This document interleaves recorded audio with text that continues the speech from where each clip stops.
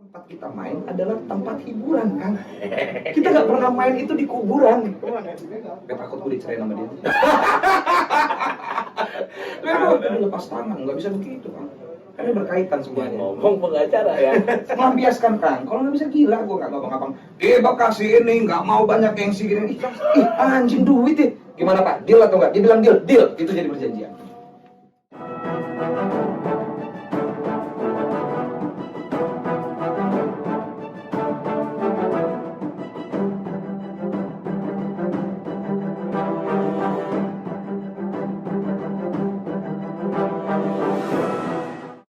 Oke, ahoy, assalamualaikum. Selamat apa nih namanya? Selamat malam kali ya? Selamat malam. Selamat malam. Malam ini gue lagi kedatangan temen gue. Sedap. Ini vokalis yang gokil juga di Jakarta. Bandnya namanya Rivato. Namanya coba kenalin dulu. Oke. Nama panggung lah. Nama panggung ya? Nama panggung. Nama panggung gue itu biasa dipanggil orang kenalnya tuh Kodok. Jadi nggak pakai nama asli. Kodok, iya Kodok. Kadang-kadang kok pede ya, ada orang namanya panggil Kodok. Bener nama lo Kodok. Kadang-kadang kalau orang gue bilang sure gitu, Kodok like a frog gitu. Iya, yes, gue bilang gitu. Walaupun gue taunya yes bener, tapi panggilannya Kodok. Di Jakarta kawan-kawan yang lain yang musik yang tahu Kodok ya Rivato ya ini ayo Kodok ini aja udah. Gokil. Tapi nama aslinya nama Sunan Gunung Jati, percaya nggak Kang? Apaan tuh? Syarif Hidayatullah Nasution. Pak Ustaz. Kita nggak jadi podcast tentang musik ya guys. Kita Dicirebon kan, dicirebon kan. aja. Nama aslinya tuh Kang. Jadi lu Nasution Batak. Batak. Nah, gue pengen tahu nih, lu kan, gue kenal lu sebagai anak band lah. Lu ngeband dari umur, dari kelas? Kalau ngeband itu baru Kang. Ngeband itu baru sekitar ngeband dalam konteks kerja kita kayak kita nyanyi di kafe itu baru 5 tahunan Kang. Baru Kang. Kalau musik deh, musik dulu lu SMP pernah ngeband apa gimana gitu? Story dulu ya Kang ya. Storytelling dulu nih bicara. Dulu pertama itu kan gue di jalanan dari kelas 6 SD nih Kang. Udah keluar rumah gue dari kelas 6 SD. Dari kelas 6 SD gue udah keluar rumah, udah dagang koran nih ceritanya. Udah nggak ada bokap kan, maksudnya bokap tuh udah entah kemana lah istilah gue menyokap aja. Jadi dari kelas 6 SD gue udah dagang koran, biayain hidup gue sendiri. SMP gue dapat beasiswa, masuk STM gue minjem duit sama rentenir buat bayar STM, dan naik kelas 2 gue nggak punya duit lagi, gue berhenti jadi tukang sampah di KBN Cakung. Ada KBN Cakung, bener kan? Itu satu tahun tuh jadi KBN Cakung. Oke. Nah, sudah kan? 1 tahun tuh, jadi mulai itu rambut gue gondrong, belum kenal musik tapi itu kan. Nah terus tongkrongan gue itu mendominasi pada saat itu bukan musik-musik yang biasa kawan-kawan band cafe bawain, tapi musik genrenya beda jauh. Genrenya metal dulu, death metal, tongkrongan pada saat itu. Oh tahu musik metal tuh begini, mulai belajar gitar, kenal band, maksudnya mulai denger yang namanya Cradle of Filth, Dimmu Borgir, Satricon dan sebagainya lah, black metal gitu. Nggak kepikiran gini. Tapi naik kelas 2, udah karena bisa main gitar, gue nggak punya duit nih buat ngebiayain gue STM kelas 2 buat masuk sekolah lagi kan. Gue mulailah ngamen nih gue nih di Terminal Bekasi Kang. Ngamen di Terminal Bekasi kan itu namanya terminal kan mobil cuma pulang kampung Kang. Nggak ada, bukan mobil mobil Mayasari, itu cuma sekedar lewat terus mereka cabut lagi. Dan gue nggak tahu kalau ternyata itu penuh nantinya gitu kan. Antar kota. Yang namanya mobil Bandung, Purwakarta, Sumedang itu kan nggak tiap hari Kang. Nggak tiap hari mobilnya itu penuh. Nggak tiap hari orang pulang kampung kan Kang. Paling isinya 3, 2. Lu naik tuh? Gue naik tuh, gue nyanyi. Nah setiap gue nyanyi itu selalu ada pengamen yang ngantri 2-3 orang. Lagu pertama yang gue amenin itu lagunya Rif Kang, Raja. Lagunya Kang Andi itu, lagunya Rif Raja. Gue nyanyi bener Kang. Nyanyi gue udah bener nih Kang. Berusaha sopan. Ketika gue kolek, bisa gue kolek nih penumpang, gak ada yang ngasih Kang. Giliran orang pakai gitar kenclung nih, teman-teman gue, senior-senior gue, abang-abang, kasih ini, gak mau banyak yang segini, 17.000 Kang. Penumpang tuh cuma 4, cuma 5. Wah nggak bisa nih. Lama-lama gue nggak makan nih, gue bilang gitu. Tumbuhlah rasa-rasa berontak dalam diri. Wah gue yang lain bisa makan, gue kok dengan nyanyi bener, nyanyi sopan gue nggak dikasih makan. Besok gue minum lagi. Gue nggak doyan minum asli. Gue nggak doyan minum kayak maksudnya kayak ciu. Gue sebenarnya nggak terlalu doyan. Tapi gue biar serem. Iya ya. Lebih horor jadi ceritanya. Ini cerita musik tapi agak horor. Ya tapi ini kan storytelling ya Kang ya, kenapa bisa akhirnya gue minum. Akhirnya gue minum. Amen. Wah, timbul Baru agak serem tuh. agak serem tuh, ngerasa PD makin tinggi. Jadi kalau ada abang-abang gue mintain, gue udah nggak peduli lagi suara gue jelek atau gue cuma nyanyi sebentar, kerjaan gue cuma bilang betul Pak Bu, betul Pak Bu. Jadi ntar ada yang nyanyi tangtung, kerjaan gue cuma betul Pak Bu, betul Pak Bu, itu aja kerjaan gue. Baru gue kolek, baru gue pintain. Oh, lu bagian mintain? Gue bagian mintain. Nah, gue udah kolek, jadi gini, kalau ada anak muda di depan gue yang habis gue nyanyi atau sembari orasi, dia nggak ngasih, kakinya gue injek. Gue injek lama tuh kan, gue injek. Dia berdiri, badan dia ngerasa lebih tua, lebih berdiri, gue tinggal teriak yang di belakang gue. Setinggi gue misalnya, lu berani sama gue tinggal bilang gini, mau berdiri, apa kamu? Tak pateni kamu, dia bilang gitu. Duduk lagi nggak jadi, kasih goceng. Nenek-nenek nggak ngasih, mukanya gue serok. Segitu kan, gue kepengen obsesi biar dapat duit gitu kan. Tapi kan tuntutannya bukan karena lu suka musik, tapi karena lu butuh. Karena butuh pada saat itu gue, karena gue udah berpikir, gue udah nyanyi bener, nyanyi bagus, gue udah sopan, begitu nggak dapat duit kok. Gue bilang kenapa gue harus begini, udahlah ikutin pola anak-anak. Jadi belum jujur, belum ketemu nih Kang, belum ketemu. Sampai gini Kang, yang bikin bukan haru, yang bikin otak gue terbuka. Pada saat gue makan, biasanya gue kalau nggak begitu makan yang nasi tempe orek yang 7.000 cukup. Sekarang gue makan nasi pakai ayam tuh pada saat itu. Wah, ayam, mewah, ngerasa mewah. Terus teman gue bilang gini Kang, Dok, lo kan nyanyi agak bener nih daripada abang-abang lo semua yang di sini. Abang-abang lo di sini tuh nyanyi nggak bener kan, emang nggak bisa nyanyi. Bisanya itu doang, gitu loh. Lu yang bener. Lu bener lah, kan bisa nyanyi. Coba lu ngawal Maya Sari kan ada tukang bengkang yang patas AC 05 mau kemana, ke Jakarta kan gitu kan. Kan tapi mobil Maya Sari kosong-kosong, di sini kosong tapi di tol mah penuh. Lu nyanyi di sana istilahnya ngawal, namanya istilahnya. Lu kawal, main dari Bekasi ke Jakarta, ntar lu nyanyi di tengah tol, baru lu kolek. Masa sih Bang? Coba numpangnya naik. Ya, keceker. Coba lu kesana belum? Oh coba lu tuh Kang. Pertama kali tracknya itu waktu itu Rawamangun Bekasi Patas AC 63 gue coba. Iya bener kan, lama-lama pas masuk tol kita turun dihitung ceker, baru kita mulai nyanyi lagu bener, baru dapat duit yang bener tuh Kang, baru mulai menikmati tuh Kang. Ih anjing duit ya, gue bilang tiba-tiba keliling Jakarta dapat duit 200.000 untuk ukuran anak STM itu udah wah Kang pada saat itu menurut gue. 200.000. Nah mulai lah tuh Kang, mulai ngulik cari lagu yang mulai agak-agak barat-baratan gitu ya, apa yang orang-orang suka. Nah ternyata sebelum di dunia begini, ada namanya Patas AC 05 Bekasi Blok M, mereka itu menentukan pengamennya harus nyanyi lagu apa tuh Kang. Oh ditentuin Kang. Lu bawain lagu apa? Bawain lagu yang agak Indonesia begini nggak masuk men di 05. Minimal lagu barat. Ada lagu barat beberapa, terserah mau genrenya apa. Ditentuin tuh Kang. Nah gue tuh dulu absolutely memang suka lagu. Waktu itu ada Daniel Soleka, gue suka bawain lagu-lagu Juan Bes yang agak-agak aneh nih Kang lagunya. Lagu-lagu aneh yang nggak pernah mereka bawain. Lagu apa nih dia bilang gitu. Oke boleh. Akhirnya main di 05. Lu berjalan berapa tahun tuh main di itu jalan? Dari STN gue kelas 2 sampai gue kuliah Kang. Oh kuliah lu masih jalan? Masih jalan Kang. Karena ngamen belum ya? Karena ngamen belum masuk dunia kafe itu belum. Baru coba akhirnya mulai ke kafe itu maksudnya kayak kedai kopi bertiga, kita mulai akustikan mangkal, coba gitu dapat mulai punya grup. Kemarin udah ada pemain kahun, gitar 2 orang, kayaknya butuh pemain bass deh. Mulai terus main pertama kali tuh main di tahun-tahun berapa? Tahun itu sekitar 2016 2017, masih deket Kang kalau dihitung sekarang mah Kang. Nah terus ketemu lagu nih sama drummer gue nih Kang Lemong, gitu. Waktu itu masih ompong dia, sekarang udah agak ganteng, ada tumbuh gigi kan gitu. Entah disiram pupuk apa nggak tahu. Ketemu dia bilang gitu Kang, lu daripada ini mending ikut gua. Diajak main lah tuh Kang. Diajak main waktu itu ke Sumo. Diajak kafe. Itu yang referensi pertama lu. Lemong. Ketemunya waktu event. Jadi pas event gua ada Mas Sony Bass. Ayo lo main sama gua, ketemu sama dia drummernya. Lemong itu temen SMP gua Kang. Satu SMP gua sama dia. Di SMP 4 Bekasi, ketemu, lu kan anak SMP 4 ya udah ngobrol gitu kan, udah selesai, lu nyanyi besok ikut gua kalau lu mau nyanyi, bilang gitu.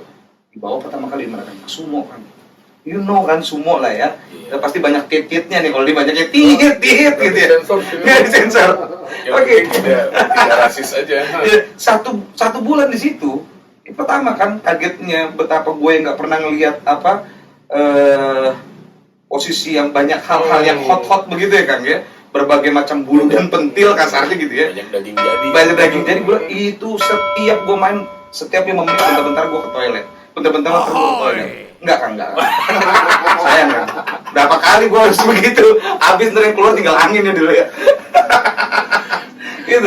Aduh, ini banyak tilt ini. Nah, mulai ke situ Lemong masukin gua ke DMA waktu itu. DMA tuh DMA Ricci, Vivi. Oh lu zaman Ricci? Iya, vokalisnya waktu itu sama dia tuh DMA. Tapi udah formasi keberapa ya? Udah formasi keberapa kan? Kali. Di klasik diajakin ke dia dengan gilanya dia referensinya ngasihnya begini ke anak-anak DMA. Dia bilang, gua udah vokalis bagus kata dia bilang, keren, bisa, udah pokoknya ngimbangin. Yang gue tau pas gue masuk itu gue ngerasa gembel kan. Hawa ngamen gue kan masih ada kan. Celana sobek hitam-hitam, rambut gondrong, muka hitam berminyak, sepatu hitam. Nggak ada lah tampilan vokalis yang segenre mereka yang rapi, necis dan sebagainya, nggak ada kan. DMA kan R&B Kan, ya, sepatu putih, baju bling-bling. Kebayang nggak gue akan pakai baju hitam itu gue nyempil sendirian. Halo Ricci, Ini Bangka nih dia tahu banget pas dia bilang. Udah lama gue kalau iya, pas mereka udah tahu. Vivi waktu itu bilang, udah, gimana? Lo besok mau main di sini nggak? Dia bilang gitu. Pada saat itu di klasik, mau main di sini nggak? Iya, Kak, main yang benar. Besok segini jangan sampai telat begini. Udah, akhirnya mulai main. Kan ini ya. Iya, mulai ngeset gitu kan. Pokoknya begini, pakaiannya begini.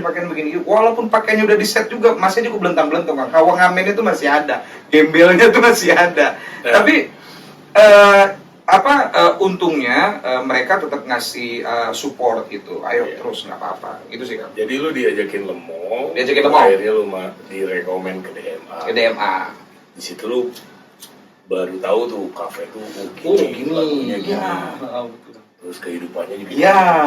Dari yang biasa di jalan. Ketemu piston break misalnya itu, tiap hari minum segala macam, PW. Oh ada istilah overtime. Oh duit banyak. Oh ternyata, dan akhirnya mengenal rules kan, karena ada rules, ada aturan-aturan ya kan. Walaupun tidak tertulis kayak misalnya kita dapat uang di tamu pada saat main, uang ini sebenarnya buat kita atau buat band kan gitu kan. Ini sering kadang-kadang terjadi perselisihan kadang-kadang kawan-kawan ya kan. Nah saya bilang waktu itu aku tanya kan, gue tanya sama Vivi atau Ricci ini, oh ini duit anak-anak, kecuali lo di luar sudah selesai, lo ngobrol dan lo dapat fee-nya itu urusan lo gitu. Bilang, baik-baik kan ada rules-nya masing-masing gitu kan. Oh mulai ngerti gitu. Nah buat yang baru lagi nonton mungkin baru pengen ngeband gitu, jadi di pengamenan Jakarta tuh sebenarnya rulesnya ada walaupun tidak tertulis. Kebanyakan lebih kebiasaan ya kan. Baru memahami aja. Iya. Lo masuk circle sini, di sini gini nih, gitu, di sini gini. Karena mungkin yang nonton juga banyak anak-anak yang gue pengen pengen main di kafe, atau gue udah mentoknya di kampung pengen coba. Makanya gue ajakin teman-teman gue yang story-nya mungkin bisa lo ambil lah hal positifnya. Itu hal yang paling berat. Kalau jujur aja gue dulu dari kampung ke Jakarta ngamen gitu di kafe. Itu kan di lagu ya. Terus zaman gue ngafe itu R&B lagi ngetop banget tahun 2000 awal. Aku balik nanya penyesuaiannya gimana kan dengan genre yang seperti ini, jadi gue yang positif. Akhirnya kan setiap zaman kan punya hits lagu masing-masing. Akhirnya karena gue pengen coba, akhirnya gue coba pelajarin. Dan gue pengen nanya ke lu, dari lagu di jalan yang lagunya mungkin itu doang, ya kan? Terus lu ketemu medan perang yang anjing di kafe, orang punya duit nyawer, terus minta lagu anu. Ketika lu nggak bisa atau lu menguasai lagunya gimana berarti? Nah, hal pertama yang lu lakuin dulu ya. Yang ketika gue nggak bisa nih misalnya, kan ada tamu request gitu kan, nyamuk. Hal yang pertama, gue tuh biasa negosiasi kan ke tamu. Negosiasi. Jadi gue samperin dan gue bawa uangnya. Oh takutnya gitu. Iya, gue harus bawa uangnya. Gue izin ke kawan-kawan misalnya. Kalau dulu gue karena sama DMA gue bilang sama leadernya dulu. Tapi kan hari ini di Rivato gue leadernya, gue izin sama MD-nya, harus ada orang yang lihat. Ini ada duit misalnya 200, lagunya ini. Kita belum jalan, gue nego dulu. Kalau negonya intinya berhasil, boleh ganti lagu, duit bakal balik. Tapi kalau nggak bisa kita kembalikan. Bukan hak gitu kan, ada misalnya gitu. Bang, ini nggak bisa nih kita. Mungkin bisa kita bawain mungkin minggu depan. Next pasti ada lu gue bawain. Tapi sekarang lu boleh ganti lagu apa dulu, nggak apa-apa duitnya nggak masuk dulu, oh udah bro nggak apa-apa pegang aja duitnya, kan ada gitu kan Kang. Yes. Atau enggak lu ganti lagunya ini, oke nggak apa-apa sekarang lu nggak bisa, tapi minggu depan lu bawain kalau gua datang, deal. Nah kayak gitu sih Kang, cari aman sebenarnya kan Kang. Jadi nggak ada yang serem sebenarnya guys, maksudnya ketika lu mau coba di kafe dan lu nggak bisa, caranya juga ada. Salah satunya dengan samperin orangnya, ngomong, bilang, bang sorry bang lagunya belum bisa, itu pasti ada solusi lain. Soalnya pernah kalau ngelihat kan berdasarkan pengalaman juga, adalah satu kawan kita gitu ya, di satu tempat di Jakarta, tepatnya waktu itu di kota gitu, duit itu udah masuk kan, udah masuk, uang itu udah masuk, lagunya nggak dibawain. Tamu merasa mungkin duitnya kurang, diberikan lagi, tapi sampai habis lagunya nggak dibawain. Apa yang terjadi? Itu vokalis dipukulin Kang. Aku nggak sebut nama, tapi kan maksudnya attitude ini akhirnya tidak sampai. Bukan Kang. Nanti kalau yang mau tahu silakan DM gue ya. Tapi ada, makanya jangan sampai itu terjadi ke kita. Tapi gitu, gue kan. hampir kejadian sih di King Cross waktu itu. King Cross ya kan ya. Jadi mereka request, bukan King Cross dong, di Crown. Oh, Naga. Ya naga. Tamu request ngasih duit, waktunya habis bro. Oh Di iya. Crown kan band ke DJ harus langsung. Iya. Bilang sama tamu, bang bentar ya gue izin dulu. Gue izin ke DJ, sorry bang gue juga dikontrol soalnya harus tepat waktu. Lalu disampein tuh Kang ya. Intinya nggak bisa kan? Kalau si lagu abang ini lagunya gue bisa, tapi waktunya nggak ada. Gue nyamper ke tamu, bang maaf bang, uangnya gue balikin ya, waktunya nggak habis soalnya. Terjadi keributan di sini. Oh justru malah ribut. Nah ini berarti persepsinya malah beda Bang ya. Bukan masalah duitnya, lagu gue mana? Oh bang lagunya nggak bisa bang, habis waktunya. Abang requestnya telat, gue bilang gitu. Tapi ya namanya mabok ya, ini itu lagi ya, medan perangnya beda-beda ya. Orangnya udah hype, udah tinggi, mabok akhirnya jadi tetap aja anak band jadi kesalahan Pasti kesalahan Kang. Benar. Berarti lu berusaha ngejar materi lah ya? Ngejar materi Kang. Ngejar materi band yang lu hinggapin lah. Band yang gue hinggapi ya. Dan kan R&B tuh, lu ada belajar R&B juga di situ. Untungnya pada saat itu Vivi waktu itu ngerti kan, jangan dipaksain si Kodok nikah R&B, biar aja si Richie aja yang ngambil. Udah lu ambil yang alternatifan, yang rock lo yang sikat. Dibelah nih sama dia nih istilahnya. Waktu itu vokalis 3, nah dia bawa ke Piston Break, bahkan ke Serpong, kemana segala macem waktu itu. Tapi kan jadi lebih lebar ya, karena dia jadi lebih lebar kan, jadi lebih lebar. Terus bahkan urusan mereka kan juga ada gokil-gokilnya, dangdutan juga disikat juga, ada pela-pelanya mereka itu juga kan, gila lah, ada pela-pelanya. Akhirnya dari situ, lu punya niat ingin bikin band baru? Waktu itu nggak ada niat sih Kang, belum ada kepikiran, masih baru di bawah lemong gitu kan, mau coba-coba bikin baru. Tapi waktu itu Richie sama Vivi itu pindah ke Bangka nih Kang, udah nggak ngeband lagi. Akhirnya dibilang, udah terusin aja, terserah mau pakai nama DMA atau mau bikin apa segala macam terserah gitu. Akhirnya mulailah, masalahnya outlet sudah ada Kang, dia tinggalin gitu kan. Relasi udah ada. Nah relasi sudah ada kawan-kawan minta bantuan pada saat itu yang mereka tinggalin, yang mereka tinggalin juga masih band, ada Siaan dan yang lain-lain itu masih ada. Ya udahlah bikin aja baru lagi dengan nama baru pada saat itu. Ya udah kita bikin baru lagi gitu sih Kang. Baru lah di situ mulai ada Kodok di situ ya jadi leader gitu di situ. Tapi walaupun Kodok kan paham nih, Kodok ini belum long trip, nggak pernah kan? Nggak pernah long trip kan? Nggak pernah long trip. Jadi yang pasti pengetahuan tentang bagaimana etos kerjanya kawan-kawan, bagaimana ngejembatani, yuk musik ini mau kita apain atau dibikin flat segala macam, itu Kodok nggak ngerti. Nah itu kasih kebebasan kan? Hari itu lu main, di situ lu belajar. Iya, di situ, begitu kan? Jadi cara ngadepin ini. Iya hari itu. Jadi on the spot. Oh begini. Oh harus gini. Iya. Penyesuaiannya akhirnya sendiri gitu. Nah tapi buat masalah musik, masalah lagu, Kodok serahin ke kawan-kawan kan? Ya karena kita satu tim kan? Iya kita satu tim. Kasih kepercayaan, misalnya MD-nya siapa, gue maunya lagunya ini, ada yang ngurusin kas gue gini, Kodok ikut campur terusan gitu. You punya ini hak prerogatif sendiri. Nah ketika terjadi kebuntuan baru Kodok yang maju gitu aja sih kan, paling begitu aja. Cuma kan gini Kang ya, basically ideologi musiknya Kodok tuh kan metal nih kan. Bayangkan betapa menjijikannya, bukan lagunya menjijikannya ya, maksudnya bertentangan dengan hati nurani gitu. Tiba-tiba mainin lagu yang nggak sesuai genre, sebutlah misalnya lagu, bukannya lagunya jelek tapi memang tidak sesuai aja sama genre. Tiap hari kalau di kota itu misalnya lagu Firman Kehilangan itu bisa 7 kali kan Kang? Betul. Terus betapa Berarti sakitnya lu ini ya, lu bisa menyikapi lah. Jadi idealisme lu itu harus lu tahan sedalam-dalamnya. ditahan sedalam-dalamnya demi kelangsungan band dan kelangsungan keluarga. Udah jelas kan udah jadi dapur kan, iya. udah jadi dapur. Tapi bilang sama istri kan, sama istri Medi ini kan, nggak bisa nih Bu begini terus. Sakit otak gue bisa gila gitu. Gue pengen bertanggung jawab sama lu, tapi di sisi lain gue juga punya dong, punya idealisme yang harus gue pertahankan. Apa ya Bu kira-kira gue bilang gitu. Ayah maunya apa? Dia bilang gitu. Boleh izinin gue ngeband lagi nggak? Boleh, catatannya nggak ada perempuan. Oke, clear. Langsung bikin band namanya Balakatara. Single pertama dulu Sinorin Kotor, minta lo mau buat ngedramerin. Oh, lu bikin project untuk melampiaskan. Melampiaskan Kang, kalau nggak bisa gila gue Kang. Mau kemana gue harus sama saya. Bisa, aku bilang wah bisa gila ini gitu. Ya jadi intinya sih jadinya kepikiran kan si musik itu kan nutrisinya makin banyak ya. Makin banyak Kang. Nutrisi musik yang kita dengar, kita lihat, tonton. Akhirnya gue di sini segini buat dapur gue. Di sini gue harus kemana gitu ya. Dan gue bilang sama istri, daripada gue berakhir ke tempat spa gitu kan, yang gak ada ujungnya, boleh nggak uang sisihan ini gue beliin alat musik apa? Jadi waktu itu, Ibu izin nggak, aku boleh jajan nggak beli efek paleton? Ada paleton kan, yang dark gitu kan, wah enakan itu buat metal tuh mantap. Boleh Ayah?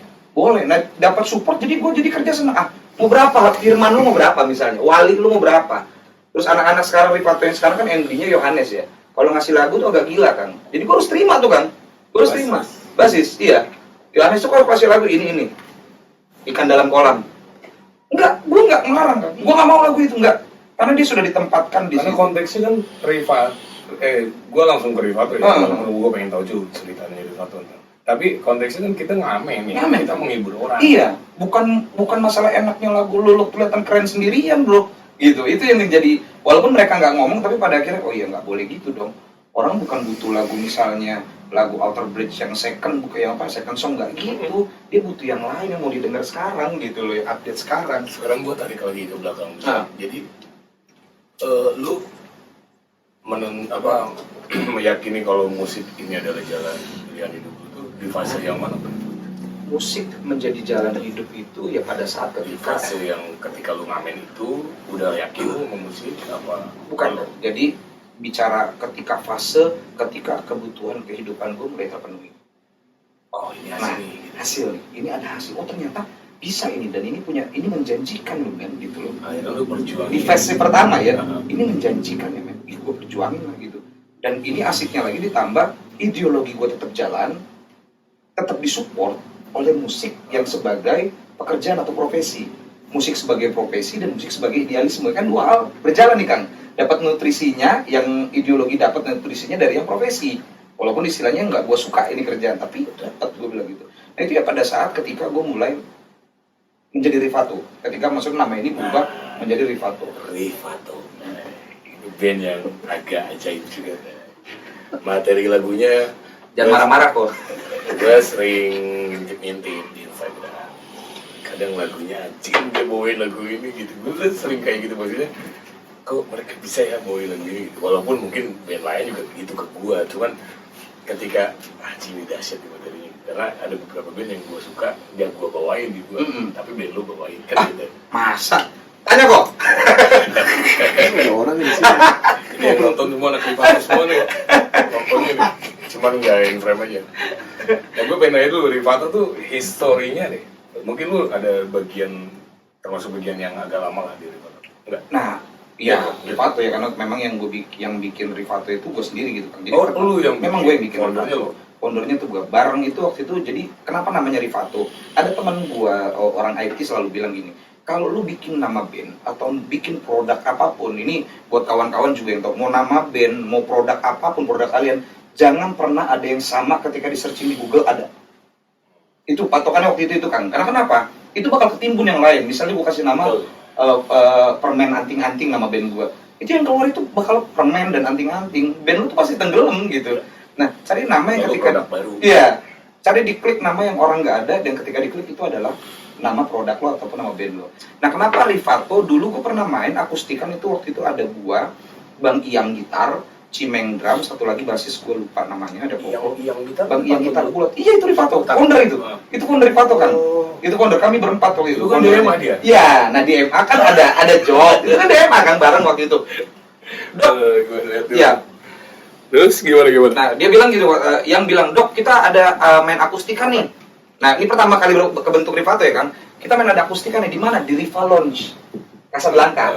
Riva Lounge. Hotel apa kok namanya kok? Parkland. Hotel Parkland. Oh iya. Ada Riva Lounge namanya. Nah, kata Iyang, "Bang, nama bandnya apa?" "Udah terserah lu," kata Bang Iyang.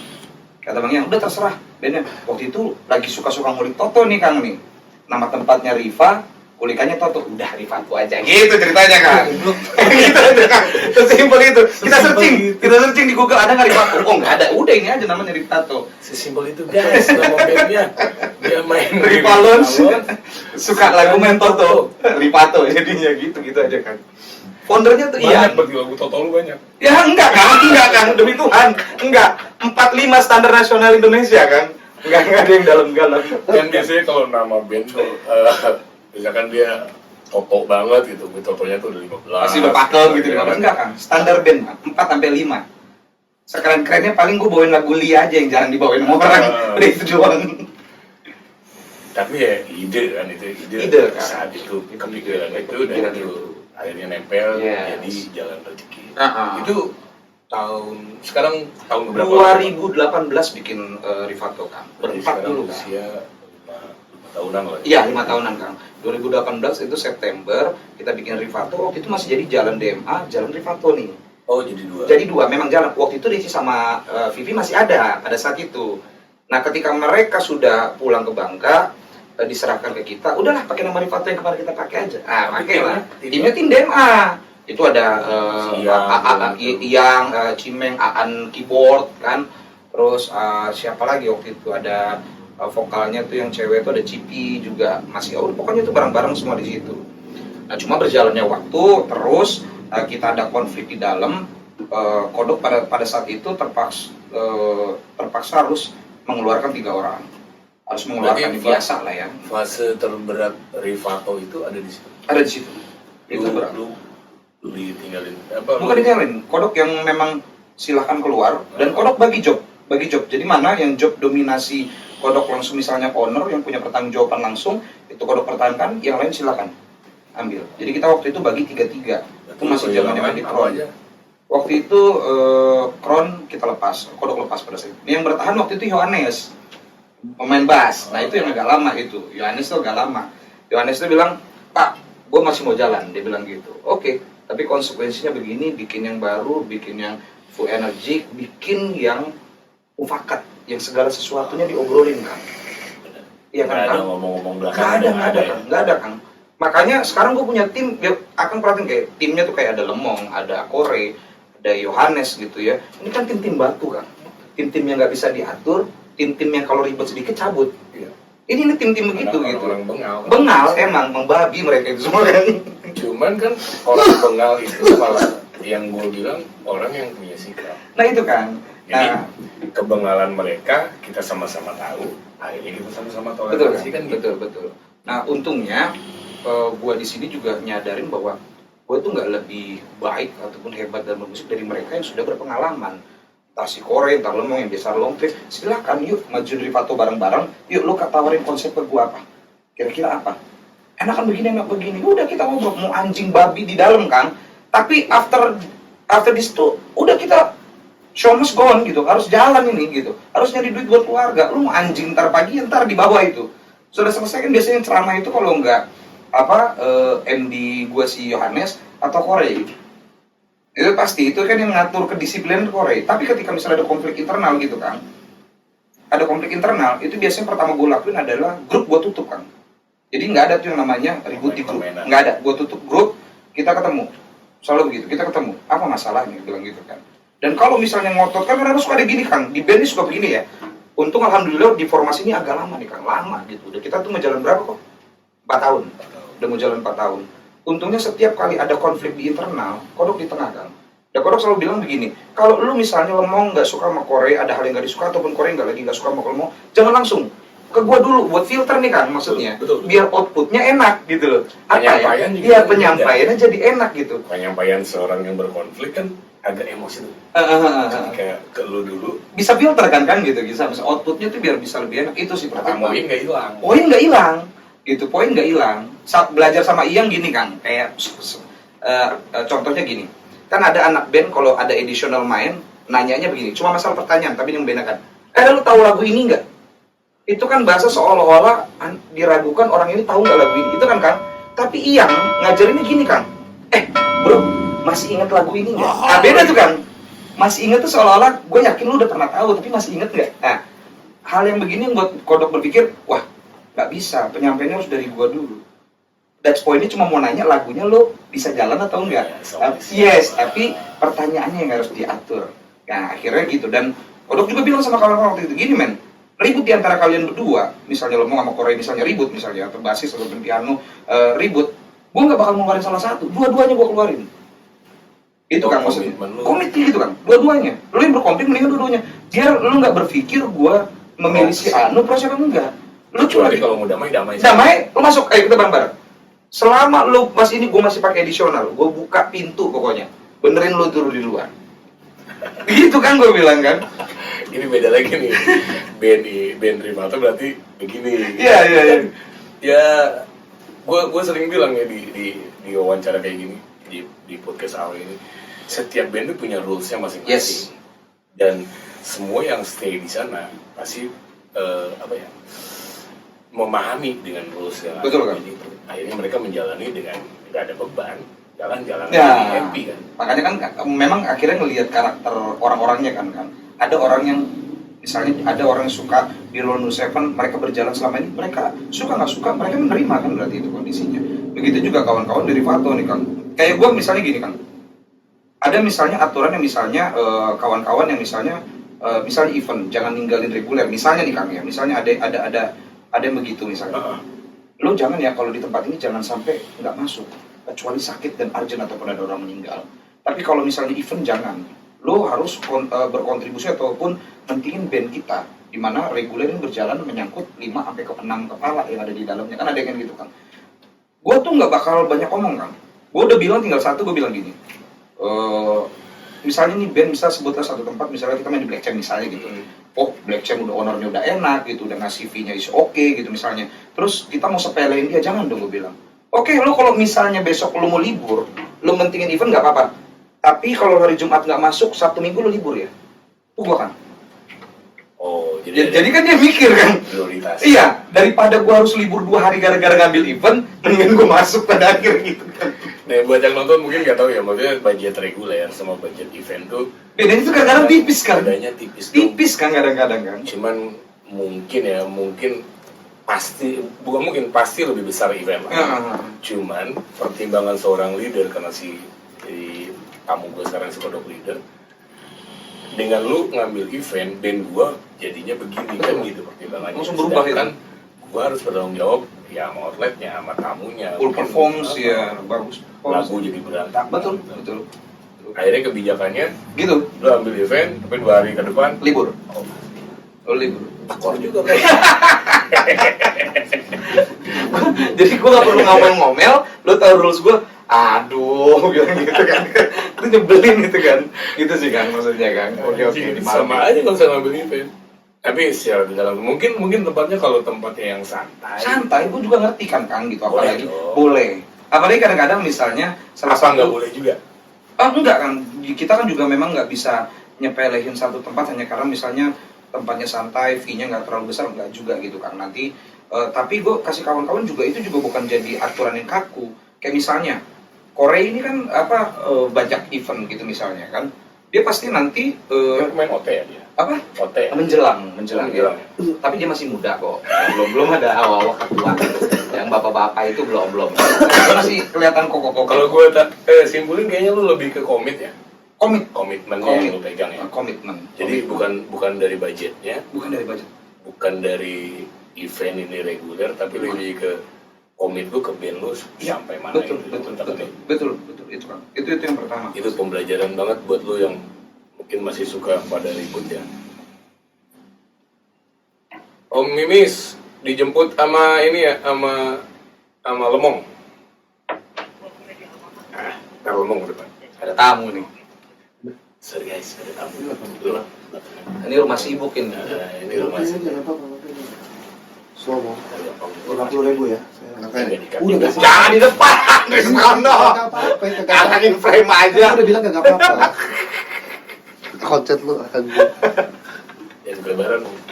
Pelan. Kok ini kok, apa tahu kok? Ntar bisa di ini. Bisa diangkat dikit. Coba dikunci. Ntar bukannya pelan-pelan. Dulu. Boleh. Suruh masukin aja motornya.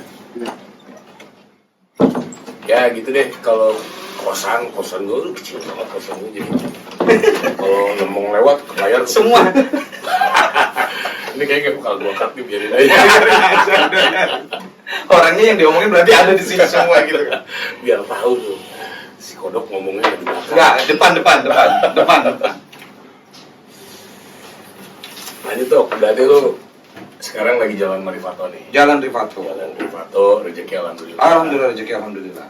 Job lancar lah ya. Job lancar, alhamdulillah lancar. Keluarga, anak, masing-masing lu udah married ya? Udah Sehat semua ya? Sehat semua alhamdulillah. Semua sehat semua. Akhirnya Rifato berjalan dengan apa? Komitmen yang lu bikin, mereka sepaham. Sepaham Bang. Akhirnya trouble hilang. Trouble hilang. Tapi maksudnya gue juga yang nggak kaku gitu. Kayak misalnya gini, ada satu kawan-kawan, dok ini ada event. Buat gue pribadi, fee-nya gede. Gue juga nggak mau putus rezeki orang kan, gue bilang. Kadang ada Iya kan, kadang-kadang, wah iya nih, budget udah mau mendekati di angka 2 atau 3 misalnya gitu. Kan sayang kalau baru ambil. Sayang apa? Misalnya gue sebut mau, oke. Oh. Masuk ya nih suara? Masuk lo. Bisa gue gede. Nah misalnya ini ada di angka, misalnya di angka 3, 4 sampai 5 gitu. Nah diambil saya Pak. Kan lumayan buat rezeki di rumah, gue bilang gitu kan. Kita pertimbang, pada saat lo event kita main di mana tuh waktu itu? Misalnya di tempat ini, coba kita lihat dulu koordinasi dulu tempat segala macam. Bisa libur atau enggak? Itu bisa gue liburin kan? Ambil itu. Oh, lu Iya kan? toleransi. Iya pasti ada kan. Kalau misalnya ternyata budgetnya it's okay buat dia jauh dari harga reguler kita gitu ya, dan itu bisa ngebantu buat di keluarga kan rezeki bagus buat keluarga, ambil kan? Jangan enggak. Jadi kadang-kadang jadi leader tuh pertimbangannya harus mateng. Ketika lu punya rules dan rules itu ternyata merugikan misalkan kayak yang tadi lu bilang ini gede banget, ya mungkin rezeki dia gitu di keluarganya. Kadang bisa berubah dikit lah, fleksibel ya. Fleksibel, masih bisa ada toleransi. Dan yang kadang-kadang juga yang dikasih berikan itu mereka sadar, wah dia dikasih libur, tapi mereka juga nggak lupa kadang-kadang ya sekedar kopi rokok kadang-kadang, tapi bukan itu the pointnya, tapi itu pengertian ya Kang ya, pengertian. Gue ini ada martabak nih 2 biji kemarin gue event kan, eventnya luar kota.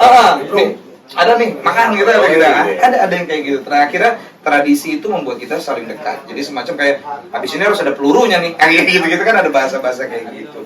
Dan nggak menutup kemungkinan gue juga sering disidang Kang sama mereka. Gue tuh tipikal leader yang gue disidang Kang. Leader disidang gue sama 5 orang langsung itu pada saat itu disidang. Jadi buat kawan-kawan brother Ahoy ini tahu nih Kang, ada sisi lain pekerjaan gue di luar sebagai musisi, sebagai penyanyi kafe ataupun sebagai seniman pekerja malam gitu ya, seniman malam buat hibur kawan-kawan. Jadi si kodok ini guys, dia tuh pekerjaannya tuh ada 2. Dia nyanyi di kafe, satu lagi dia adalah advokat, pengacara. Gitu kan. Gua Rifato ada sentosa lah ya, sejahtera insya Allah. Amin. Gua mau geser dikit topiknya nih ke masalah dia jadi advokat. Ini kan naluri lu berarti kan darah Batak apa gimana? Batak. Darah Batak ya. Darah Batak. Besar ya kesana ya. Besar ke sana, dominasinya ke sana. Dominan ke Batak. Enggak, maksudnya dari kayak bicara, pola, ngelihat seberapa besar kita punya nilai harga diri, Batak. Suara, muka mendukung jadi advokat. Lu mau ngotot-ngototan sama dia? Boleh. Iya. Tapi gue nggak boleh. Kalau gue Sunda jadi advokatnya beda dikit ya, agak slow kalau Sunda. Jadi memang waktu dulu kenapa bisa jadi advokat kan memang nggak mungkin ujuk-ujuk langsung jadi advokat gitu ya kan, melalui mekanisme akademisi sekolah dulu yang benar. Jadi tadi kita skip potong karena memang kita bicara tentang musik, kita nggak mau lebar dulu. Tapi karena sudah bicara ternyata ada side job, kenapa bisa jadi pengacara, karena pada saat itu gue tetap sekolah kan. Lu jalan tuh, Gua jalan, kuliah jalan. Gue jalan, ngeband jalan, dari ngamen kan? Ngamen. Dari ngamen tuh gue udah masuk kuliah. Gimana caranya gue ngumpulin duit? Nah, ini sekarang gue mau tanya, gimana? Ini kan pasti banyak yang ngejalanin fase ngeband jalan, Iya. sekolah jalan. Dari lu deh, sarannya apa sih? Apa ini dulu kelarin, ini dulu apa gimana? Apa gimana? Sebenarnya gini, prinsipnya gini. Ada dokter Abdul Munim Idris, ahli forensik dulu. Gue deket tuh kan sama dokter. Gue tuh nulis buku kan. Lo percaya nggak? Lo tahu ada dokter ahli forensik yang biasa bedah mayat, namanya Abdul Munim Idris. Mungkin lo pernah tahu ada dokter forensik dulu yang biasa terkenal di TV gitu misalnya. Itu gue yang tulis biografinya kan. Gue yang bikin bukunya. Gue juga nulis juga pada saat itu. Bisa aku awas meledak loh. Akhirnya, nah itu gue nulis kan. Nah dia bilang pada saat itu ada bahasa yang dia bilang nggak ada orang yang bisa jadi Superman ngejalanin 2 pekerjaan sekaligus, itu nggak ada. Lu mau kuliah, mau kerja juga, mau berumah tangga juga nggak bisa kan? harus ada yang diprioritasin salah satu. Dan itu bener kan, nggak bisa kan. lu gimana tuh? Jadi gini, gue kuliah 1 tahun, gue nyari duit, udah dapet duit, kuliahnya fokus, nyari duitnya agak belentang-belentong, kuliahnya fokus, rem dikit, karena gue harus waktu itu masuknya itu tiap hari kan, belum mengenal istilah kuliah extension atau kuliah karyawan yang setiap hari Sabtu atau Jumat doang, ya kan ada kan kuliah malam gitu. Dulu belum ada istilah begitu, kuliahnya reguler pagi kan. Nih, rute gue waktu zaman gue ngamen di bus dari Bekasi, dari terminal Bekasi gue nyanyi dulu, itu gue udah keluar jam 6 pagi gue udah ngamen tuh. Jam 6 pagi kan gue ngamen dulu, gue turun di Bekasi Barat, udah dapat nih duit, terus gue ngamen lagi sampai ke tol Jati Bening, gue turun lagi, gue ngamen lagi mobil belakang, ntar gue berhenti di tengah tol, karena kampus gue di Universitas Krishna di Upayana, Jatiwaringin.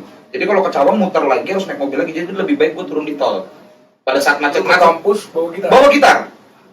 Satu kampus itu gue pakai ini celana sobek-sobek kayak gini, pakai kemeja, bawa duit isinya gopean, jadi gue pesen makan itu sampai kampus sekitar jam 8:30, 9. Receh penuh. Gue nggak peduli kan apa yang mau gue bilang kan. Iya. Mau nunjukin gue anak kuliah yang anak mami anak papi, nggak ada men. Ini udah gue mau bilang. Mentalnya udah jadi. Gue udah terserah deh. Gue pengen sekolah, dia udah gue niat, gue bilang gue udah sekolah, udah nggak apa-apa. Gue buka makan segala macam, gue mau tuker duit, ini udah tuker duit, gue masuk. Berarti lu ngerem itu bukan berarti lu nggak ngamen. Bukan nggak ngamen. Tapi porsinya aja. Porsinya aja dikurangin. Tuh guys, jadi gitu guys, kalau lu pengen jalan dua-duanya, ada waktunya lu pentingin yang ini. Iya, harus ada prioritas, tetap harus ada prioritas dulu. Ketika ini agak santai, lu bisa Iya, kesini. betul Bang. Nah, lu believe or not kan, gue kuliah itu selesai 9 tahun. Tapi beres. Komit gue, ini harus selesai men. 9 tahun, jadi gue ngambil kuliah 1,5 tahun, ntar gue cutinya 1 tahun, bahkan 2 tahun, gitu kan. Bener, tapi gue pengen beres men, gue bilang. Gue pengen, karena gue ngeliat, pada saat gue berpikir masuk jadi musisi, kenapa gue harus beresin gini kan. Sebelum kawan-kawan yang berpikir yang lain, ya kawan-kawan yang misalnya udah senior, yang baru berpikir sekarang, aduh gue mau buka usaha, gue tuh udah pikir dari dulu kan. Gue main musik sekian tahun nanti lamanya. Gue masuk di fase umur gue dimasuk 50-an ke atas. Apakah Rifato akan seperti Rifato dulu yang lompat-lompatan? Kan enggak kan, gitu kan kan. Kalau di musik kan ada regenerasi. Ada regenerasi satu yang pasti performa menurun jelas gitu kan. Dan outlet juga ngelihatnya segala macam juga ada pertimbangan yang lain. Bahkan kita berubah nih Kang, yang tadinya outletnya jadi bagus mulai turun nih. Balik lagi nih ke kafe-kafe bawah gitu kan. Dan itu selaras dengan kemampuan otak. Iya, betul kan. Iya, Gitu. Lirik lagu dulu ngerem. Sekarang Sehari 2 hari hafal, sekarang Indonesia baca lirik. nah gitu kan. Nah, gue mikir pada saat itu gue nggak bisa nih. Gue harus sekolah, gue bilang gitu. Gue harus sekolah, harus jalan, gue bilang gitu. Apalagi di Base City gue ngerasa bukan rasis sih, tapi gue bilang gue punya marga Nasution nih. Marga gue rasa gitu ya secara historis udah bagus nih. Kenapa? Untuk jadi lawyer dan akademisi. Gue jadi dosen atau jadi lawyer ya. Udah bagus, kenapa nggak gue terusin menggunakan nama ini dengan baik di jalur yang baik? Udah. Akhirnya si Mas Kodok ini dia S1 dan sekarang sudah S2. Sekarang S2.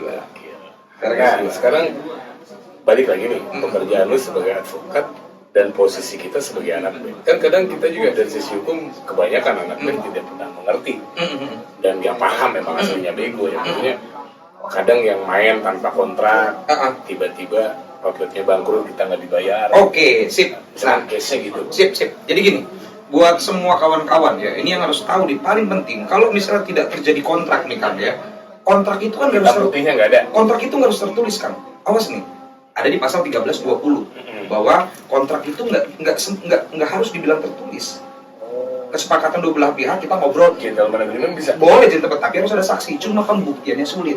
Oh, Pembuktian yang sulit, bukan yang nggak boleh, pembuktian yang sulit itu satu. Tapi bisa nggak sih dengan metode lain dok, misalnya gitu, ya? Bisa nggak? Bisa, nggak harus pakai kertas, by chat, bang. Chatting ada. Chatting boleh, Yang penting ada bukti. boleh bukti. Misalnya bang Boy gini, Bisa masuk pengadilan. bisa masuk pengadilan, bisa capture itu bisa, Capture. bisa. Jadi misalnya gini, abang misalnya sama satu outlet bilang, Boy besok lu Stefan main segini ya, budgetnya segini ya, Oh itu ada tuh. berapa bulan ya gitu. Nah, abang syaratnya biar itu tidak tercecer, biar chatnya nggak tercecer banyak-banyak, abang bikin lagi yang baru. Oke ya Pak, deal. Tanggal segini saya main sampai tanggal sekian, budgetnya sekian. Ini abang yang nulis nih, abang yang budgetnya sekian, kita main tanggal sekian, berapa kali perform, sekian. Abang yang bikin. Gimana Pak? Deal atau enggak? Dia bilang deal. Itu jadi perjanjian. Boleh gitu dong, Bang. Nah itu bisa dibawa nanti ke ranah wilayah perdata apabila mereka tidak bayar. Itu cukup. Hal gini yang kadang-kadang anak itu nggak tahu. Itu satu. Terus kadang kemarin kan ada perselisihan ya antara sedikit ada perselisihan antara misalnya Once Mekel dengan Ahmad Dhani yang bicara tentang pencipta lagu dan bagaimana kita membayar royalti nih kan ke pengamen gitu ya. Nah kawan-kawan harus tahu ya bahwa kita itu nggak punya kewajiban sebagai penyanyi kafe untuk bayar royalti ke pencipta, bukan kita kan, tapi outletnya yang harus bayar gitu. Setahu gue juga. ke LMK namanya. Kalau lembaga. festival juga IO-nya yang IO-nya yang harus bayar, WO kalau di wedding organizer WO-nya yang harus bayar, gitu-gitu kan. Nah memang kemarin juga kawan-kawan dari SPMI Jakarta minta nih kan buat kodok ngasih penyuluhan ke kawan-kawan tentang hal yang seperti ini nih gitu loh maksudnya. buta semua. Iya, makanya tiba-tiba waktu pandemi kan kemarin ya kan, waktu pandemi kemarin banyak banget kawan-kawan kita yang nggak kebayar kontraknya. Oh. Iya dong kan, waktu pandemi banyak yang nggak kebayar Tapi uangnya. bukannya di mata hukum kalau sebuah perusahaan pilot tidak mewajibkan membayar? Loh, Ada sebentar, pilot. dia sudah pilot belum kan? Takutnya nggak pilot dong kan? Bangkrut itu bukan berarti pilot kan?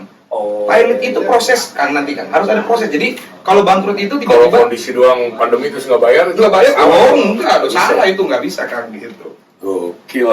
Berarti banyak yang kena bego ya? Banyak kan, banyak. Cuma memang kadang-kadang kan kawan-kawan musisi kan udah berpikir jangka panjangnya, waduh, ntar bayar pengacaranya bagaimana? Ya, Kita nggak ngerti. Makanya kemarin saya juga bilang sama ada kawan-kawan SPMI ataupun kawan-kawan yang lain yang mempunyai wadah kayak gini, kalian harus siapkan yang namanya lembaga bantuan hukum. Kawan-kawan tuh butuh yang kayak begini, minimal gini deh Gang, penagihan surat somasi deh. Kan kawan-kawan nggak ngerti nih. Ini gue udah nggak dibayar 4 bulan nih, gila. Minimal kan kalau dari hukum Kalau ada hukumnya masuk kan bilang, juga. dia worry yang kayak gitu kan. Oh berarti anak kawan-kawan dari misalnya Nusepan tergabung dalam asosiasi ini, sekarang ada surat somasi, ada apapun surat peringatan masuk buat kita bayar utang. Bayar Pak, kalau nggak jadi panjang. Nah ini juga nih, kita kebetulan lu juga terdaftar ya di SPMI. Di SPMI bukan terdaftar sih Kang, maksudnya kemarin itu mereka mau minta kodok tuh sebagai penasihat hukum nih di SMPMI Jakarta. Nah jadi kita tuh punya organisasi, ya, organisasinya namanya Solidaritas Pekerja Musik. Disitulah yang mewadahi semua musisi kafe lah, Iya. termasuk yang long trip. Cuman dalam perjalanannya kita lagi banyak bebenah. Memang. Nanti lah gue datangin ada ketuanya, ada siapa teman-teman juga. Betul kan. Cuman sudut pandangnya dari mumpung narasumbernya ada, maksud gue musik kodok ada nih. Menurut lu kan penting ya dari LBH hukum Penting. yang menaungi anak band yang punya kasus. Penting. Kayak misalnya sebenarnya buat sebuah gerakan, semua wadah kan tetap juga harus berproduksi di dalamnya. Tetap juga harus ada akomodasi di dalamnya. Nggak apa-apa. Misalnya memang harus ditentukan iuran 1 bulan atau 1 tahun. Misalnya anak band 1 orang misalnya 50 dalam 1 tahun anggota. Nggak apa-apa kalau memang personal bersama. Butuh itu kan. Kalau nggak berjalan kan. Bagaimana surat somasi bisa keluar? Kayak misalnya tiba-tiba Nuseven anggota SPMI, oke, masalahnya apa hari ini? Masalahnya hari ini kontrak kita nggak dibayar selama 6 bulan. Outlet yang mana? Nama outletnya apa? Tanggal berapa boleh dilihat, terus bikin surat somasi kirim ke sana. wah mereka kan jadi sadar, oh nggak bisa main-main sekarang sama manusia kan, gitu loh. Paling tidak itu, gitu loh Tapi pertimbangan. ketika itu ada di sebuah organisasi berarti kan mewadahi semuanya. Iya. Lama-lama semua pihak oh ya nggak bisa main-main lagi nih sama anak Iya, kafe kan iya, gitu kan. iya. Secara keseluruhan kalau Iya. emang sudah sadar semua. Nah itu kan jadi notif kan ke outlet-outlet baru ataupun outlet lama, bahwa anak band yang tergabung dalam wadah ini, ya, ini ada Awas, perlindungan lu belum hukumnya. baca, ya. Iya, lu nggak bisa main-main gitu. Awas, hati-hati. Nah kemarin juga kayak misalnya ada singgungan masalah agent, kan sempat masalah Oh, agent. iya. Ada ngobrol juga masalah agent. Agent itu sebenarnya kewenangan siapa sebenarnya? Sebuah wadah kayak ikut mewenangi apa? Wadah itu ngurusin anak band doang atau ngurusin yang namanya agent? Apa masuk akal? Setahu gue ya agent antara kesepakatan dia dengan si agent itu aja. Iya, udah nggak ada lagi terus. Sebenarnya nggak masuk. Wadah juga nggak boleh ikut campur di situ. Karena sebenarnya adalah, Tapi ketika si agent bermasalah, itu baru cerita tuh. ngadunya kan Boleh ke wadah, boleh ke organisasi, boleh kan gitu. Somasi lagi. Kalau memang nanti harus ada walaupun dia pihak ketiga. Walaupun pihak ketiga kan. Karena kan bicaranya adalah bicara hak band. Hak band Oh, apa? yang udah Hak dilakukan. perform right gitu kan. Lu udah main di sini, udah main dengan benar, udah sesuai dengan budget yang ditawarkan, tanggalnya nggak ada masalah, nggak membuat one Misalkan gini kasusnya, lu main di sebuah tempat lewat agent, ya tempatnya tiba-tiba nggak mau bayar nih, apa susah dihubungi. Agent punya kewajiban nggak sih? Apa nalangin? Oh, kewajiban kan? Kewajiban. Kan lu masuk. Kewajiban. Harusnya Ingat, begitu ya, sistemnya. harusnya gini kan. Ada setiap band itu berani masuk suatu outlet itu atas dasar kepercayaan karena dipegang oleh agent. Nah, sekarang kita tanya kembali. Kalau misalnya ternyata kita nggak dibayar sama outlet, memangnya tugas agent itu apa? Cuma menghubungkan kan? Menghubungkan, tapi berarti kan ada trusting di sini, ada percaya kita di sini. Budget yang Ketika dikasih, ada miss, berarti ada miss, harusnya dia harus bertanggung jawab. Wajib dia harus. minimal dia ngusahain. Iya. Dan kalau Nge-push juga. betul harus nge-push. Dan ada kemungkinan malah dia yang harus talangi lebih dulu. Kalau yang profesional, Kalau yang profesional. agent yang profesional, kalau gue jadi agent band harusnya punya spare money ya. Yes, betul. Ketika outlet belum keluar, anak band udah jerit, talangin. Gitu kan. Nah, masalah dia nanti sama pihak yang penyelenggara gitu. Itu urusan belakang, urusan dia lah. Itu. Jangan ketika mereka sudah menerima uangnya, sudah menerima fee-nya sebagai agent, giliran tidak ada pembayaran, kita dilepas tangan. Nggak bisa begitu kan. Karena berkaitan semuanya. Ngomong pengacara ya, tadi anak band tadi. Iya. Dari beda ya. Terus beda ke beda. Tapi nggak lupa nggak lupa. Maksud gue, ya kebetulan aja yang datang ke kosan gue, ke AW TV-nya, emang orang yang tahu. Ya, betul kan. Jadi sekalian aja gue share sama Share lo. aja sekalian kan, betul kan. Jadi sebenarnya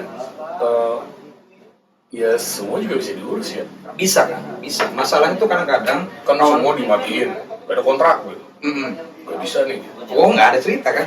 Terus kadang-kadang suka begini kan, outlet begini nih, ya Selama permasalahan. ada chat, Selama ada chat boleh, ada komunikasi. ada komunikasi boleh. Makanya diharapkan semua buat Di mata kawan-kawan boleh, Itu sah, masih.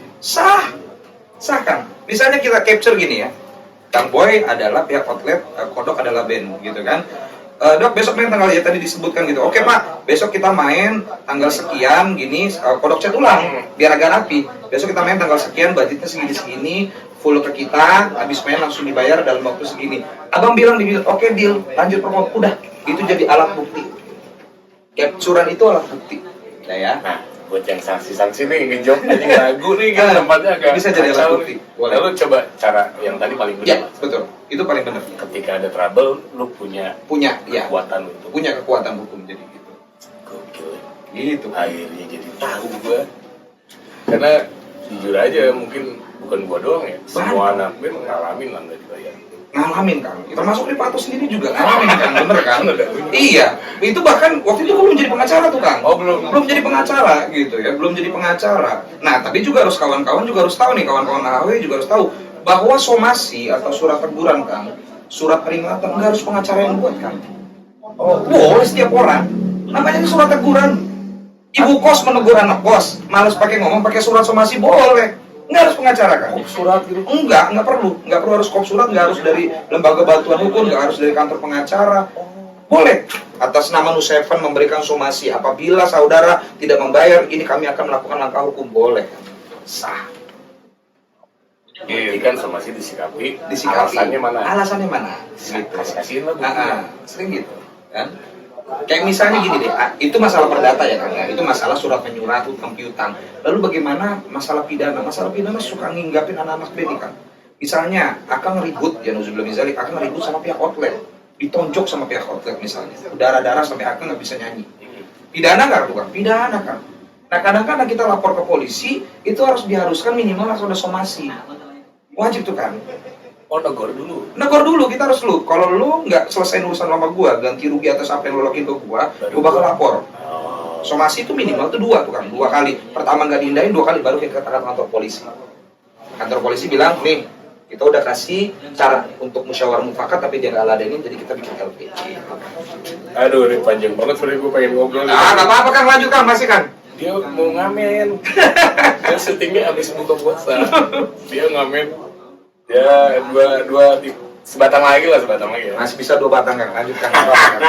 Dekat itu sebentar kok tempat kita di situ. Jadi intinya sebenarnya ini profesi penyanyi malam itu profesi yang bisa diperjuangkan lah di mata Bisa hukum. diperjuangkan di mata hukum kan. Jadi, nah kawan-kawan ini selalu gini kan ya. Kita kemarin ngobrol gitu ya, Mbak. Apa sih posisi band di mata outlet? Dan kita juga harus tahu posisi kita nih kan. Jangan pernah berasumsi bahwa anak band itu adalah bawahan outlet. Kan gitu dulu tadi pertama nih kan. Ya, dulu. Jangan berpikir bahwa kita sekelas bahwa anak band itu sekelas dengan waiter, sekelas dengan OB, security dan sebagainya. Enggak, bukan. Kita itu rekan bisnis gitu loh kan. Rekan bisnis dulu yang harus diketenggarai. Mereka harus mengerti dulu yang gini. Kita rekan bisnis, ada perjanjiannya, kita tuh partner gitu. Jadi you mau bikin apa segala sesuatu ya juga harus dirembukin ke kita. Kan masih ada dulu, zaman dulu tuh ada outlet yang ngerasa arogansi. Oh, gue mah nggak butuh band, di tempat sini mah dikasih topeng monyet aja masih bisa hidup. Oh, ya sudah silakan monggo. Ada tuh tempat-tempat yang ngerasa arogansi gitu. Iya. Gue nggak butuh lu juga. Ya gue juga nggak butuh juga, nggak mau yobat sama outlet tuh juga, masih banyak outlet di Jakarta gitu. Sebenarnya kan kita penting punya asosiasi ataupun punya perkumpulan yang solid kan. Ini juga memberi notice ke kawan-kawan outlet yang mau bikin segala macam gitu kan. Jadi mereka juga punya pertanggungjawaban. Ada band-band yang kadang-kadang kalau misalnya nyeleneh, tiba-tiba udah main segala macam, bikin gaduh, mereka juga bisa cross check ke wadahnya. Mau cek misalnya ke SPMI, gue mau pakai Nu7 misalnya, gue nggak perlu melihat ininya, gue mau cek dulu SPMI. Gimana menurut gue? Mereka aman, nggak pernah punya masalah. Iya, boleh kan minta rekomendasi dari sana kan salah satunya. Wadah itu kan gitu kan gitu kan. Kemarin yang gue jalanin nih, kemarin gue sempat ikutan sertifikasi profesi. Menurut lo dari sisi hukum deh, udah waktunya nggak sih Indonesia musisi disertifikasi? Musisi disertifikasi udah waktunya atau enggak? Kalau Untuk sekarang, kalau bicara kebutuhannya harusnya udah dari kemarin. Bicara kebutuhan ya kan? di beberapa negara di Udah. Itu seharusnya sudah dari zaman kafe ataupun band itu terbentuk harusnya udah dari kapan tahu. Tapi permasalahannya di negara kita kan, segala sesuatu yang bersifat digitalisasi ya, segala sesuatu, sebut aja KTP, KTP elektronik namanya. Tapi nggak semua tempat itu bisa ngedetek KTP kita. Ini kan agak susah kan. Nah, yang begini hitungan-hitungan seperti ini, digitalisasi ini yang merampungkan data seseorang pekerjaannya sebagai apa, ini tidak bisa diminimize. Ini agak susah kan. Sekarang Akang udah punya sertifikasi. Misalnya, kita mau ngelamar. Ngelamarnya ke siapa nih? Sertifikasi ini berguna buat apa sih? Itu dulu pertanyaannya kan. Berguna buat band atau buat outlet? Nah, terus mekanismenya selama ini outlet sudah menetapkan rules-nya nggak? Yang masuk di tempat ini harus yang bersertifikasi. Belum kan? Karena kita juga nggak menciptakan itu kan, nggak menciptakan suasana si itu. Lembaga yang menaungi sertifikasinya harus bergerak. Harus bergerak kan selama ini kan jujur aja kan, mereka menciptakan wadah Tanpa bergerak. buat apa kan? Harusnya misalkan nih lembaganya datang ke kafe, Ke outlet, lu terima musisi yang punya sertifikat aja. Daripada gosa paling kecil ya kan? Misalkan gitu. Kan? Jadi kan semuanya jadi bersertifikat. Paling gampang gini deh kan, setiap kafe atau setiap ini punya izin usaha kan, mereka harus mendaftar untuk berkala beberapa tahun untuk memperbarui izin usahanya. Kan tinggal disounding doang. Guys, nanti kalau misalnya kalian mau terima yang BN harus yang minimal bersertifikasi ya. Nah itu baru bisa digunakan. Itu baru bisa enak. Sekarang yang gue rasain ya sekedar piagam. Iya, sekedar piagam kan pada akhirnya, betul kan? Karena kan sekarang kalau tanya, apa Nus Seven semua harus make di outlet harus pakai sertifikasi kan enggak. Tapi paling tidak begini, bukannya kita juga mengenyampingkan hal itu kan, tapi bahwa hal ini sebuah bentuk perjuangan kita juga butuh bagian-bagian. Iya kan, memang lama, tapi kita butuh. Cuma buat ngasih tahu, woi, gue butuh diperhatikan juga gitu, oleh negara gitu loh. Kalau pengakuan sih mungkin udah dapat. Sudah. Pengakuan sebagai musisi walaupun di kafe. Penghargaannya belum. Penghargaannya ini belum kan? Standarisasi aja. Iya, standarisasinya belum. Cuma kan sampai hari ini aja kita belum bisa memilah. Band itu kan kita nggak tahu ya, sebutnya ranking atau grade atau kelas kita nggak tahu kan Kang. Kan ada misalnya you di grade A. Misalnya Nus Seven atau Derivato misalnya ini cocoknya di grade apa. Nah grade ini yang menentukan gajinya nanti berapa UMR-nya minimal di Jakarta. Jadi mereka juga bayarnya harus berdasarkan minimal gaji yang ditetapkan kelasnya gitu loh. Oh mau pakai band yang grade C misalnya, ya budgetnya segitu. Misalnya di antara misalnya range-nya masih bisa 200, masih bisa 2,5, mereka masih terima. Siapa grade C? Ntar ada namanya yang sertifikasi. Nah, kalau kayak gitu-gitu itu kalau di negara kita ya, itu masuknya harusnya di urusan di kementerian apa? Nah, banyak kan? Menurut lu? Banyak kan? Kalau misalnya paling berwenang, yang paling berat pariwisata bisa kan? Yang menaungi bisnis kafe. Iya, bisa pariwisata. Pariwisata. Kenapa pariwisata? Kenapa pariwisata? Karena setiap tempat kita main adalah tempat hiburan kan. Kita nggak pernah main itu di kuburan, kemana ya? Kita main itu di tempat hiburan, itu kan Kang? Tapi Gitu. kan ngurusin anak kafe kan bukan proyek Mudah. bukan proyek cair gitu. Ya, betul. Tapi kan sekarang gini, ya kasarnya. mereka harus tahu bahwa pelengkapnya suatu tempat pariwisata, tempat minum segala macam, outlet segala macam membutuhkan hiburan. Hiburan ini kan sifatnya pelengkap gitu ya kan, pelengkap dan menjadi satu kesatuan. Kenapa? Aturannya selalu ditetapkan oleh Kementerian Pariwisata. Ini boleh buka atau enggak, ini kapan harus itu kan dari mereka. Dan itu juga menentukan nasib kita kan. Berarti secara nggak langsung dia juga menentukan teknisnya ya Kang ya. Harusnya Teknisnya. ngurusinnya sampai Solo. Teknisnya. Karena sekarang gini, kalau kita ke Kementerian Ketenagakerjaan, tanya lagi, kita ini pekerja atau bukan? Kan digabung. Nah, tadi takutnya dikira kita buruk. Adalah tadi baru kita sepakat bahwa kita ini adalah rekan kerja atau partner kerja bagi orang. Gitu. Beda lagi ceritanya kalau dulu pekerja beda. Betul. Kan? Di pasal-pasal hukum. Iya, betul kan. Tenaga ahli lah lebih sebutnya. Ahli dalam julid, anak band kan gitu kan. Jago gibah. Ini kayaknya harus bikin program gibah ya. Tapi dengan catatan yang digibahin terima gitu ya. Ghosting ya.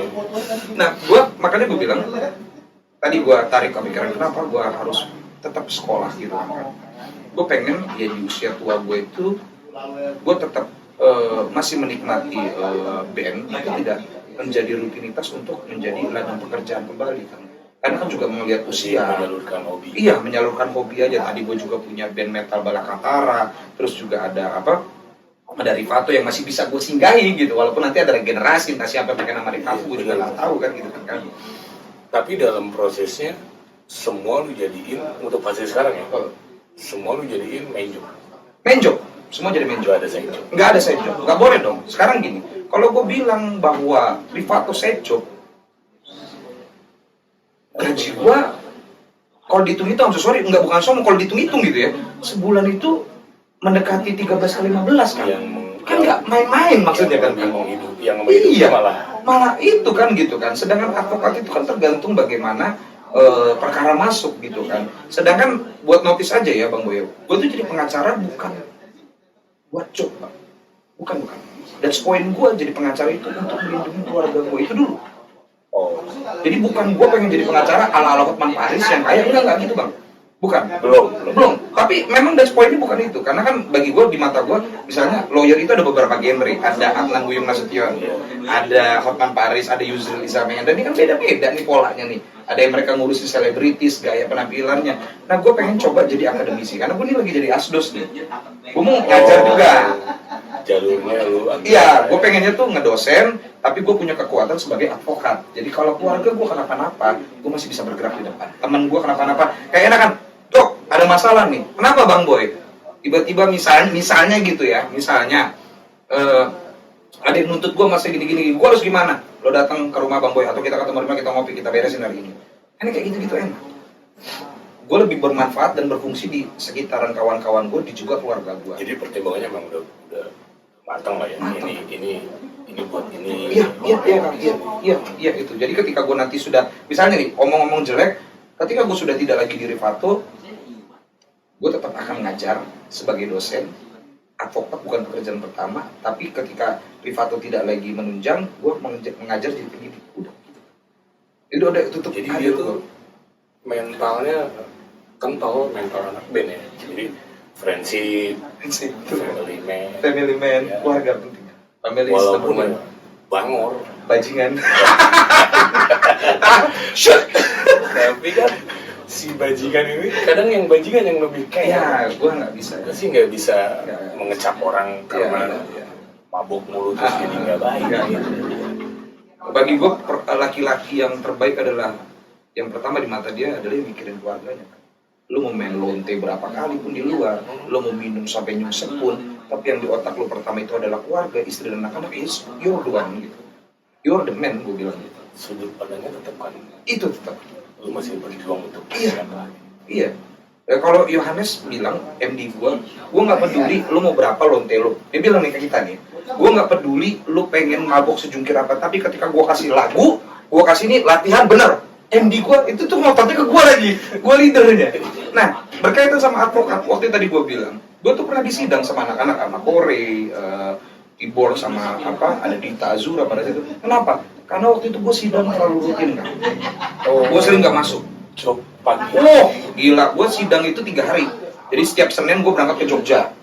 Ntar pulang, gue tadi kan lo bolos 2 hari. Di Selalu sana. ditanyain, lu boleh bolos, gua enggak. Oh, lu boleh bolos, gua enggak. Tuh kan komit kan, tuh kan bilang, anjir, ya juga ya. Gua bilang gimana? Terus gua bilang, disidangkan. Dan itu bukan cuma 1 kali. Waktu itu dalam 3-4 bulan itu gua keluar kota terus ke Lombok, ke Yogyakarta, ngurusin perkara. Solusinya apa tuh? Minta maaf. Gua resign. Maaf buat apa kan? Lu resign. Iya, gua resign. Oke, gua resign. Bener, gua resign. Tenang aja lu. Kita fokus. Biarin, jadi waktu itu gua kerja di law firm orang lain. Oh enggak. Jadi yang resign itu karena emang Resign itu gua karena- lagi ribet nih di sini. Gue resign itu karena pertimbangan teman-teman itu masih berarti menghargai dan membutuhkan gue untuk kita bergerak bareng. Tapi ribet di sono. Tapi lu gimana nih Bentuk Pak? tanggung jawabnya, yaudah lu cari ganti, gua resign. Harusnya gitu kan, kalau misalnya yaudah gue keluar dari Rivato gitu, lu cari Yang pengganti. gentle kan gitu. Iya harusnya begitu kan. Jabat, gagal, yang udah Harusnya gitu. Nah gue bilang gini, ya sudah. Sekarang kalau kalian mau nyoba, iya kalau misalnya fokus takutnya lo terganggu dan outlet kan juga mempengaruhi ya Pak. Dia bilang, oke, besok gue resign. Dulu gue di kantor gue di Pejaten. Sempat di kantor itu lama dan itu gue tugas. Nah kebetulan gue itu kan pengacara penunjukan Bareskrim. Nah yang pakai narkoba jangan deket-deket gue deh, pokoknya sebenarnya Bareskrimnya ikutin. Jadi gue penunjukan di Bareskrim di tir narkoba. Jadi kalau misalnya ada tangkapan dari Bareskrim, yaitu gue dipanggil buat mendampingi mereka gitu kan, biar mereka tuh seolah-olah nggak sendirian gitu. Nah pengacara penunjukan gitu kan di Bareskrim. Nah itu gue keluar kota terus. Gue disidang sama mereka. Lu masih mau ngeband gak sih Pak? Dia bilang gitu kan. Akhirnya lu rem, enggak? Gue resign. Di sono rem, enggak? Kan lu jalan lagi nih sama Rivato. Jalan Baripatu dan gue langsung resign besok. Langsung resign. Gue ngobrol sama istri karena biar bagaimana dia adalah Menteri Ekonomi kan. Dia menentukan bagaimana. Perdana Menteri. Iya, Perdana Menteri. Sekarang dia bilang gitu, Ayah, sekarang coba dilihat. Bicara masalah pendapatan dulu. Ayah kan kerja di kantor orang, berarti bayarnya itu UMR dan kalaupun ada bonus-bonus segala macam gitu. Pertimbangan dulu. Mana yang lebih dominasi gitu. Terus Ayah juga mau begini. Oke, yaudah. Ayah ngeband dulu, tapi Ayah juga besarin namanya. Nih, family man tuh gini. Oke. Apa-apa bilang. Iya harus nggak bisa kan gua nggak bisa. Itu Nggak bisa. yang lu lihat kotak di panggung. Ya wak gitu di rumah mah anyu kan. Iya gitu. Terus kata bini lu akhirnya pertimbangin. Pertimbangan gini, tapi dikembalikan ke Ayah. Ibu support terus dia bilang gitu. Jadi selama ini kan gue ikut bendera orang gitu kan. Gue juga nggak punya kebebasan masalah waktu. Nah kata istri gue karena kerja sama orang. Kan lu udah bisa sendiri nih. Udah gedein bendera lu punya waktu ruang yang bebas. Waktu yang nge-set sendiri. Lu bisa nge-set waktu sendiri, lu bisa main sama Rivato, lu bisa main sama Balakatara, lu bisa punya waktu sama keluarga. dan lu bisa punya pekerjaan. Lu jalanin. Gue jalan sendiri sekarang atas nama SAN Law Official. Kantor gue di SCBD. Guys, itu otak dia mau mentok guys. Resign. Otak bininya yang jalan. Di rumah itu kan, itu di rumah. Tapi untungnya bini gue tuh kan termasuk yang kembalikan lagi ke gue. Dia ngasih opsinya begini ya. Iya, maksud gue tadi gue simpulin tuh lu sendiri yang ngejalanin anjing gue resign aja. Iya, iya, gue bilang Tapi gitu. kan bini lu malah lebih dewasa. Yes, iya. Yang pikirin lagi. Malah sarannya lebih edan, lebih keren. Gue takut gue dicerain sama dia. Udah kacau ya kalau Ampun. Sebentar lagi dia main jam 8, sekarang udah setengah 8. Kacau juga sih. Takutnya dia mepet ntar kasus lagi kan. Kita digugat lagi gitu ya, dikasih somasi lagi. Oke, thank you. Bang Boy, sehat selalu. Nanti nggak apa-apa nih, Instagramnya gue mention. Boleh di mention, boleh di Advokat Nasution, Bos Nation, dan nggak lupa juga selamat ulang tahun buat Museven yang ke-10 tahun. Sehat selalu, banyak rezeki, tetap solid, dan keluarganya semua happy semua. Amin. Ya Rabbal Alamin. Betul. Baik, siap. Ini kalau ngobrol sama dia bisa ada 4 ya. Siap. Nanti mungkin kita ada segmen lain bicara tentang lebih temanya yang lain. Oke, siap Kang. Salam semua buat kawan-kawan Ahoy TV. Siap. Assalamualaikum. Waalaikumsalam. Dadah. Ahoy. Clear kan? Kelar ngobrol sama lu mah.